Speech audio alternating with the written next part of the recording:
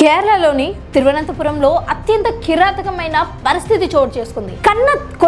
కన్న తండ్రిని అత్యంత కిరాతకంగా చంపడం జరిగింది. మరి చంపడమే కాకుండా చంపిన తర్వాత తన చేతిలో ఉన్న కత్తితో పొడిచి అలాగే పీకను కూడా పిసికేయడం జరిగింది.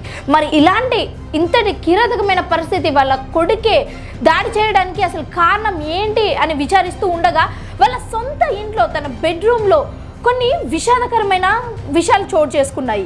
మంత్రాలు నేర్చుకుంటున్నాడని వాళ్ళ తల్లి ఆరోపిస్తుంది. అప్పుడప్పుడు తన గదిలో నుంచి వింత శబ్దాలు వినిపించేటి అని కూడా వాళ్ళ తల్లి కన్నీరు మొన్నీరవుతుంది. అసలు అక్కడ ఏం జరిగింది, పరిస్థితి ఏంటి అని తెలుసుకోవడానికి పోలీసులు వాళ్ళ ఇంటికి వెళ్ళి ఎంక్వైరీ చేయగా తన రూమ్లో కొన్ని అనుమానాస్పదమైన విషయాలు బయటకు వచ్చాయి. అది ఏంటంటే మనుషులకు సంబంధించిన హెయిర్, అలాగే మంత్రాలు నేర్చుకునే వాళ్ళు, మంత్ర సాధన చేసేవాళ్ళు ఏమేమి ప్రయోగిస్తారో అవన్నిట్లో కొన్ని కనిపించినట్టుగా పోలీసులు వెల్లడిస్తున్నారు. మరి ఇంత కిరాతకమైన పనికి అతను ఎందుకు బాల్పడ్డాడు ఏంటి అన్నది మాత్రం అర్థం కావట్లేదు.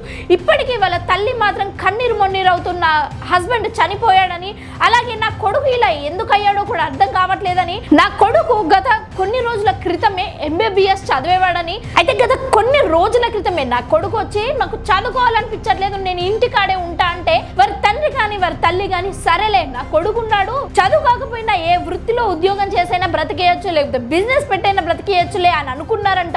అయితే ఆ రోజు వాళ్ళు అలా అనుకోవడమే ఈ రోజు ఇలాంటి పరిస్థితి జరగడానికి దారి తీసింది. ఇలాంటి లేటెస్ట్ అప్డేట్స్ కోసం తెలుగు క్యాపిటల్ టీవీని సబ్స్క్రైబ్ చేసుకోండి.